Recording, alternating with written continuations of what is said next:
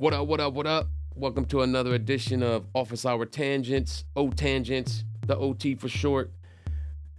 And for this tangent, it didn't actually come from a classroom. Well, first of all, let me just, because I haven't did this in a while, the premise of this podcast is I'm in class and I come straight from class and I talk about the tangents that me and my students, or my students and I, went off on while in class.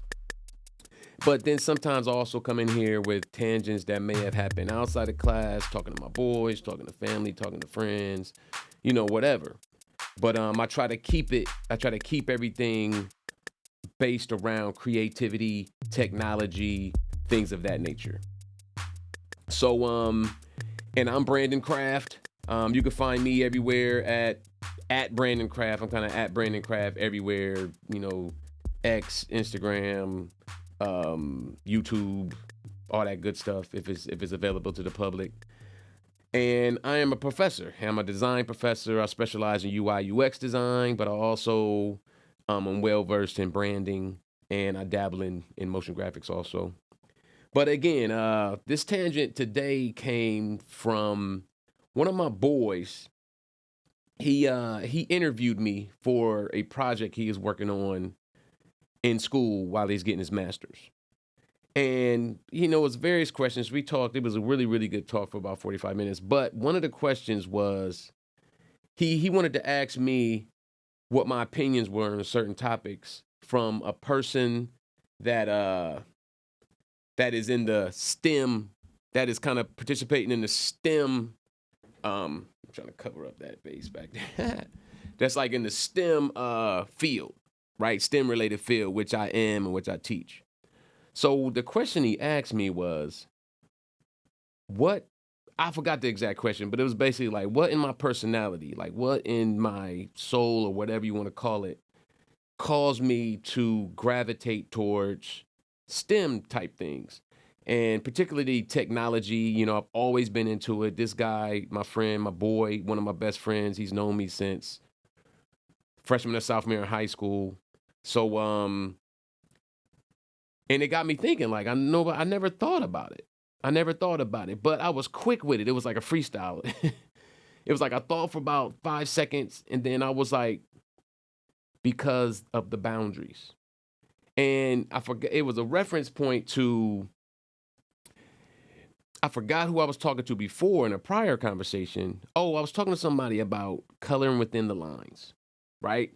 So a little story. I remember in elementary school, particularly in fifth grade. Well, it was all the grades, really, I remember, but particularly in fifth grade, I remember I wasn't a tattletale, but it really, really bothered me when I saw kids, when it was time to color and you're supposed to color within the lines. That's what I always thought in my mind. Like the lines are there for you to color within them, right? Don't cross over those black lines in a coloring book.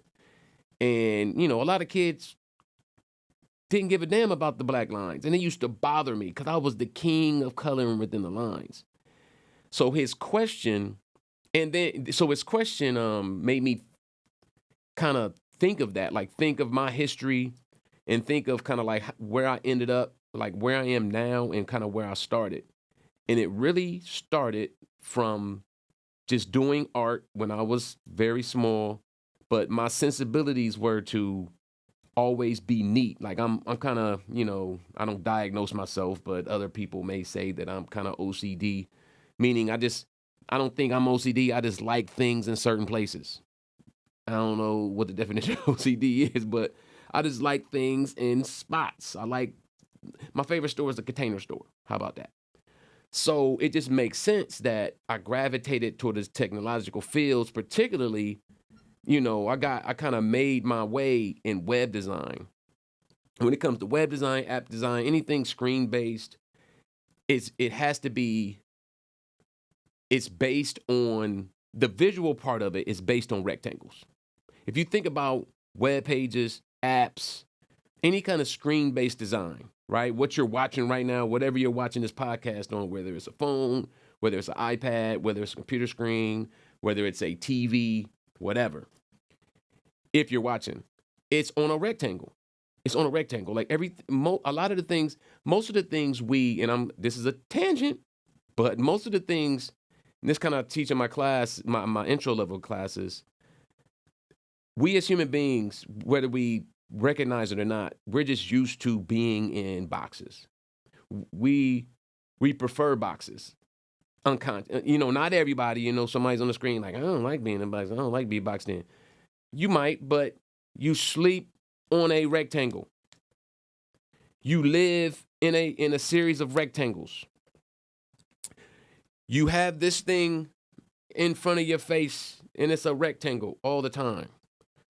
You watch TV on a rectangle. You're watching this podcast on a rectangle. You drive in basically a rectangle. And then so when web design came around, and I kind of started getting into that area, it just made sense to me. Like, and I find that when I teach this subject matter, when I teach it, it humbles me to think that for a lot of students, not some, a lot of students, they're very uncomfortable with those boundaries. So a lot of those students really want to be artists, but they don't think they can make a profession out of being an artist, so they go into graphic design or something like that. And what bothers them are the boundaries of what web design or screen-based design is. Just design in general, just any design. Like you open up if you want to open up Photoshop, Illustrator, all that stuff, you're working on a computer. You're working on a rectangle. So whatever you may be planning, you're planning it on a series of rectangles. You get the marquee tool, it draws out a rectangle, right? So when you get into the screen-based design where it involves code, and if you know anything about code, all the containers that are necessary to display anything on the screen, whether it's web or an app, it's a series of rectangles. Div tags, if you know anything about that, div tags, any kind of tags, any HTML tag is a rectangle. It's a container. Any container is a rectangle. Even if it looks like a circle or anything else, it's based on a rectangle. The footprint is a rectangle. And I'm just looking around the room right now, and it's just a series of rectangles. I wish I could switch the cameras around, but the window behind me is a big rectangle. There's these sound dampening things on the wall that are rectangles. All my monitors I'm looking at is a series of rectangles. Like, we're really, really, really comfortable living in rectangles. And those of us that aren't sometimes may be uncomfortable people. Maybe. That's just conjecture. I don't know. But so going back to his question, he was like, hey, what in your personality made you gravitate towards the STEM? And I was like, the boundaries. And it's almost like I like boundaries. And it doesn't sound like that. Like I like being institutionalized, or I'm never going to break out of boundaries. But it's like the opposite. But I like boundaries. I like lines. So when I was coloring when I was little, even when I'm coloring now, I like lines.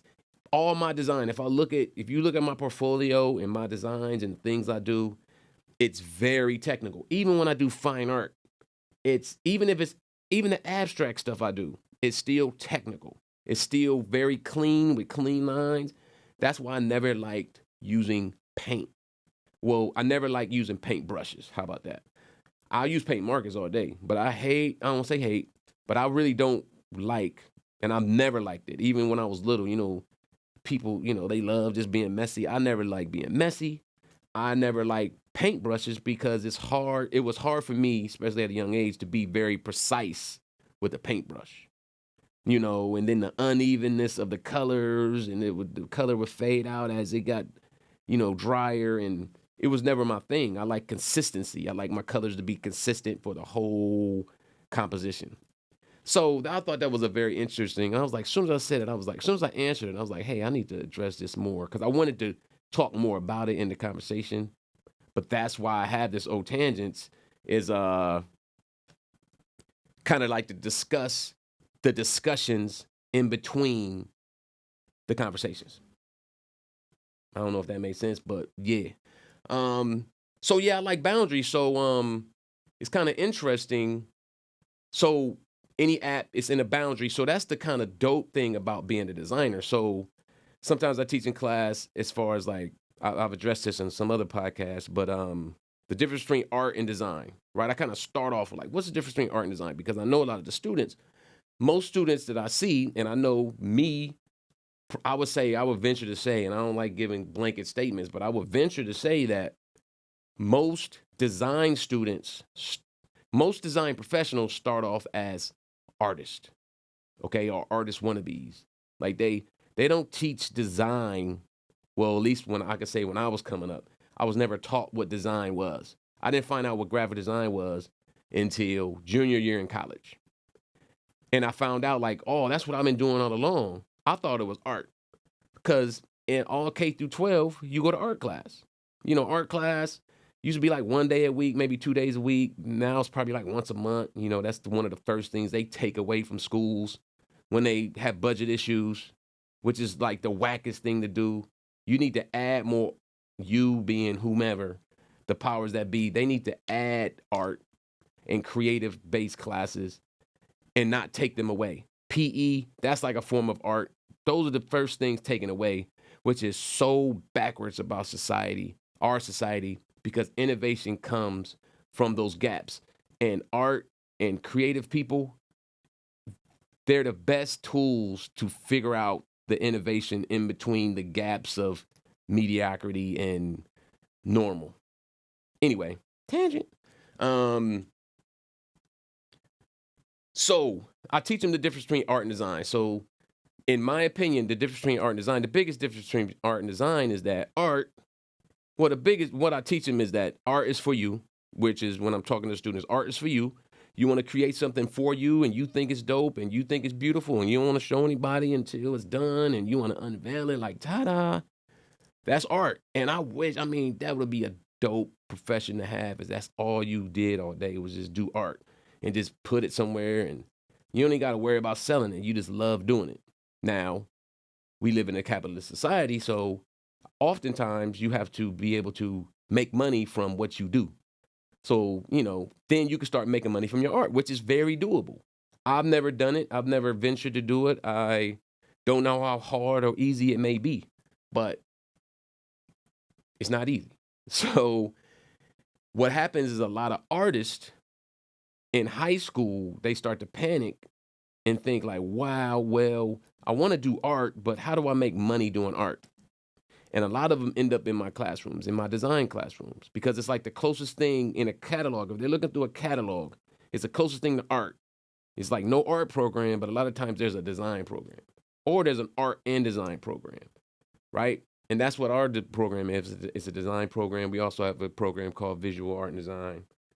But I say the difference beyond that, art is for you and design is for them, meaning when you design, so you could design the same piece, but if it's for specific use or a specific demographic, that's when it starts turning into design. And of course, there's some gray areas where it's both, no doubt. I get it. But that's, when I first see students as freshmen, that's the kind of delineation I kind of hit them with immediately. Like, I know you want to be an artist, and this is art. But what I'm going to be going over in here is design, and it's different, right? But beyond that delineation, also teach them that design, art is, you can kind of look at, and I'm just broad statements, right? You can look at art as being limitless, right? You can create art in the sky if you want. Get a plane that can make the cloud stuff, or get a blimp or something, or you could put art on the side of a building. You can just do your fingers like this and put some motion graphics, and you can say that's art, right? Like you can basically make anything art, and you can just put it out there and you can say it's art, and there's nobody can argue with you. Like they can say, because art is for art. You grow up in school and your art teacher saying, that's beautiful. Create whatever you want, however you feel, whatever makes you feel good, just do it. That's art. Nothing's wrong. There's no wrong answers, right? That's art in general. But I teach them, but design has a lot of limits, has a lot of limitations. And I call it a box. Like one of the first things you have to decide, art and design, yes, but when I'm talking about design, one of the first things you have to decide is what it's going to be on. So, keeping it very, very simple, just taking an 8.5 by 11 piece of paper, for instance, is it going to be vertical or is it going to be horizontal? That's going to make a difference on how people perceive it. Because now we got to think about how people perceive it. When you start thinking about how people perceive what you create, that start getting into design. And when you start thinking like, okay, this has to do something, this has to direct people to go somewhere, instruct them to buy something, to teach them something. That's design, right? It could be art and design, but when you start worried about other people and how other people are going to perceive it, that's more design than art, in my opinion. So I teach them about the boundaries of design. It's like horizontal, vertical, and the differences of perception between that. And then I teach them about, okay, when we get into UI, UX, and interaction and all that stuff, it's like, okay, when I was doing web design, for instance, everything was on a computer screen. It was kind of like very controlled, even though it was the wild, wild west back when I was learning it, early 2000s, late 90s, early 2000s. It was like one consistent thing was like, it's going to be on a computer screen of some sort, either somebody's computer monitor or it's going to be on somebody's laptop. And it was going to be a horizontal rectangle. It's going to be a landscape rectangle. That's how everybody is going to view and interact with your website. But then, probably, I don't know what came first, but then people were able to see your website on TVs. That just changed how your website is viewed or even interacted with. Because it was a rectangle and it's going to be a keyboard and a mouse. So you can add, for instance, things like tangent. You can add, for instance, things like, you use a mouse. They're going to use a keyboard and a mouse, right? So you can add things like rollovers. For instance, rollovers are very screen-based design centric. Like there's no rollovers in art, right? So rollovers only work with a mouse. And the mouse, you interacted with websites with a mouse for like years and years and years. But then what happened when smartphones came along, when more touchscreen devices came along, there's no rollovers because there's no mouse, right? And then it's just like your website can be seen vertically now. Like it could be seen on this thing. Like we never designed for vertical, right? And that was just weird. And you had to deal with that constraint. So when you're doing design, particularly interaction design, you have to deal with a lot of constraints. And that, just to get back to the original point, that's where I live. That's where I've always lived. Like even when I was doing art, I was doing design, not knowing what design was, what graphic design was. Right? I think I did my elementary school yearbook cover in 5th grade. I'm pretty sure I did, maybe even 4th grade, to be honest. I'm sure I know I did my middle school's yearbook cover in 8th grade. And I just thought I was doing art. But really, those were design pieces. When I got to college, and even before I figured out what graphic design was, I was doing flyers for my boys, right?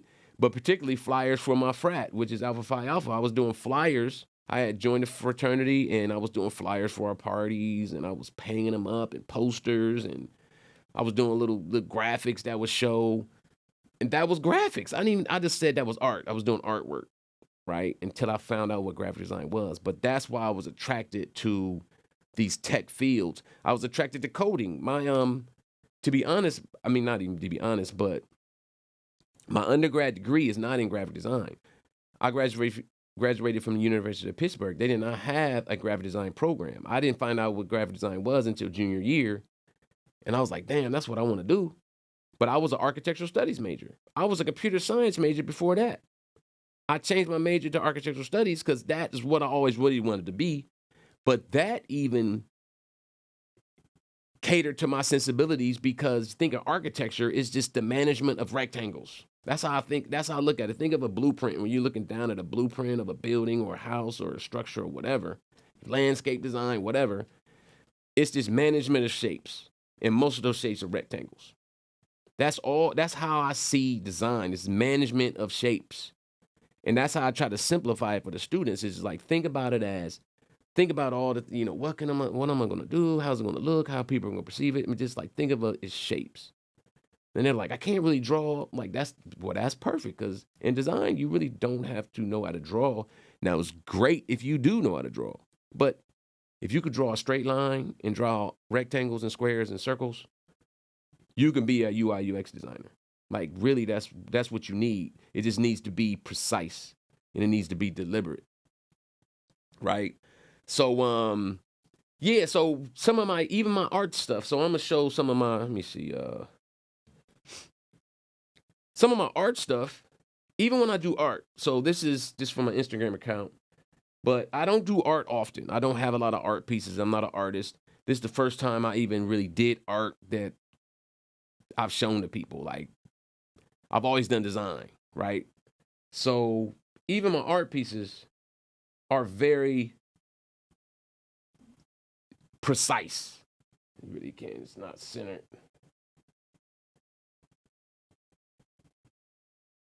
You know, they're very precise pieces.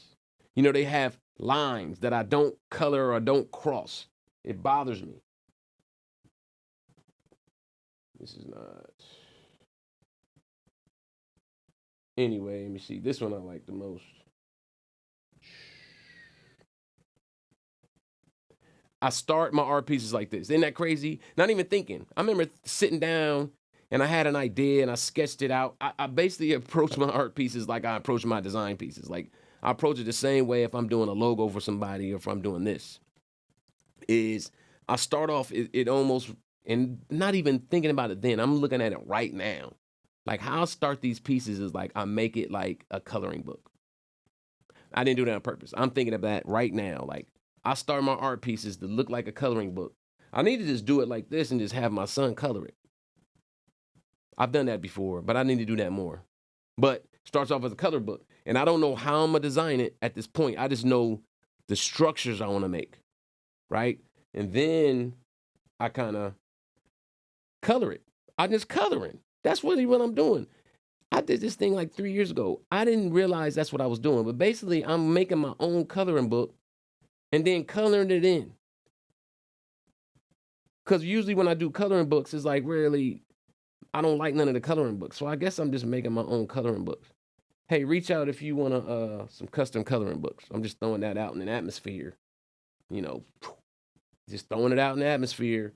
If you want a custom coloring book, let me know. We'll work it out. Right? So this one, even my logos. So,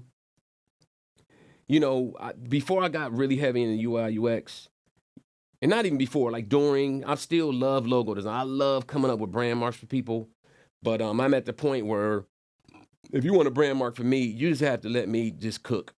I don't like taking that sounds crazy, that sounds arrogant, but not I don't if you want to pay me, you can give me a lot of suggestions and things you want. Like you want it to look exactly like something. But, if you want me to just cook and we could work out a reasonable price, just let me cook. Give me the concept. We'll talk about it a little bit and then let me cook and I'll come back with something dope for you. I really will. Because I really love doing it. But if it comes like, I don't like that, and can you make this, and can you make that swoosh, and can you make it purple, and let's try pink, and can you give me some color options? Nah, I don't like doing that anymore. Unless you want to, it's just costs a little extra. So even my designs, even my brand work is very precise. I don't like gradients. I don't like, I don't like gradients. I don't like things like that. So anyway, but when it comes into web design, like even let's come back to this split screen, even my website, this is my website, right? And even designing my website, which this website is probably it's probably more than 10 years old. I need to update it. But it's very precise. It's just very precise in how I design. It's just how I design things. It's very precision oriented. Okay. So that's how I answered my boy's question was it's the boundaries. I like the boundaries. So the tech stuff caters to my sensibilities of boundaries. And now I don't know This could be another tangent. I don't know how that affects. It probably does, and if I'm thinking about it right now, it probably affects how I move as a person. I remember I forgot who one of my friends. She just made a comment, like a general comment, not even dissing or anything. She was just like, I think my friend Dawn. She was like, Brandon follows the rules. People just know I follow the rules. Like if there's rules, I follow them. Like it's like boundaries. It's like there's a boundary. I'm not gonna go outside those boundaries. It's gonna take a lot for me to go out. It has to make sense for me to go out. Maybe I'm going outside the boundary and I'm finding another boundary, right? But I follow the rules because of that. And it just really, he asked me that question and it really started making me question myself with that one question. And I think, so if I was gonna throw anything else in the atmosphere as far as, takeaways is, okay, oh, and then I had to mention that, so I have an 8-year-old, right? And, I let him do him, but he doesn't like boundaries as far as coloring is concerned. So I've had to, I have an 8-year-old. That's the only kid I got. So I don't know what I'm doing. I'm just like trying to be the best dad I can every day. But when he loves art, he loves doing art with me. He loves doing art in school, but he loves doing it quick, and he doesn't give a damn about boundaries. He doesn't give a damn about those black lines. That dude colors. He takes the black lines. I don't even know if he sees them. His whole coloring is just this. No matter what. There's no precision. It's just, I don't call it scribble though, because he has a vision. And I've asked him, he always has a vision. He always has a vision. And I don't mess with his vision. His vision is outside of those lines, which may manifest to be so dope. But I save all his artwork, and his artwork is outside the lines. So I'm very inside the lines, and I have a son that I'm seeing right now that he's very much outside the lines. And I just want to see how that manifests. I want to see how that kind of grows. But so when I see my students, I recognize all students aren't the boundary dude. Like I had to recognize that. It took me a while, to be honest. Like I used to grade papers, like not like I never, coloring, but if they did some design work and it just wasn't precise, I'm a very precise grader. Like you're a pixel off. Like I can tell if something's a pixel off. Where people like a pixel, can you see a pixel? It's like I clearly see things that are pixels off. Right? It's just like a gift and a curse when you start learning about this stuff. But any takeaways, I'm like, just kind of recognize in yourself and in others, like where they're comfortable. Are they comfortable inside the boundaries? Are they comfortable outside of the boundaries, like completely outside of the boundaries? Do they like to straddle the boundaries? Do they like to go out, color on the boundaries? And then I think that'll kind of contribute to a better understanding of yourself and others. And that's my tangent of the day.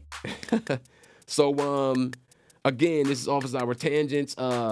Like, subscribe, comment, all that good stuff. If you have any questions, let me know. Again, if you want to, and this is just me coming up with it just right here, like, hey, I can make dope coloring books. If you want something dope to color, let me know. I usually do those things you saw. I do them on canvas, but I could do them on paper.